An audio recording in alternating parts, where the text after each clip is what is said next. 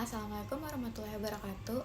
Hi everyone, my name is Bangun Putri Hakim with student number 195, and today I'm going to talk about politeness strategy which proposed by Brown and Levinson. Let's start by understanding what politeness really means in communication. Politeness helps us build good relationships, show respect, and avoid misunderstanding or conflict. According to Brown and Levinson, politeness is about how speakers manage face or social image during interaction. They introduced four main strategies, such as hold on record, positive politeness, negative politeness, and the last is off record. Each of these strategies can be used depending on the situation, the people involved, and what the speaker want to achieve. Now, let's take a closer look at each of the four strategies. The first one is hold on record. This is when someone speaks directly without trying to shorten their word. For example, give me that book. It's actually used when the message needs to be clear and quick, like in emergency. Second, positive politeness. This is used to show friendly interest or a shared connection. For example, you always have a great ideas. Can you help me with this? It makes the listener or your audience feel valued. Third is negative politeness. This is show respect and avoiding pushing too much. It's often used when speaking to someone older or with higher status than you. For example, I'm sorry for bothering you, but could you please blah blah blah blah. And the last is off record. This is an indirect way of speaking, where the speaker gives a hint instead of saying something directly. For example, it's cold in here, blah blah blah blah. It means to hint that someone should close the windows. So back at these ideas, I look at two academic studies. The first one is in 2023, the study by Karina and Arifin look at Pride and Prejudice.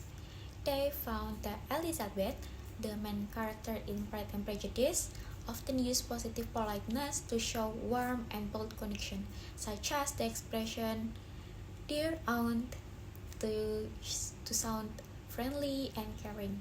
But when she talked to people with more power or higher status, she changed her approach and used negative politeness, becoming more careful and respectful.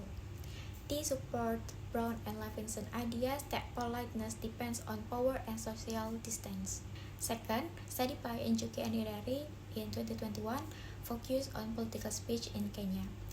They found that politicians often use positive politeness in this high-pressure setting to help create a sense of unity and ease tension before bringing up serious or sensitive topic. Meanwhile, negative politeness appeared when the speakers apologize or use respectful titles, which show an effort to maintain respect and avoiding conflict. Now, let's look at some real examples.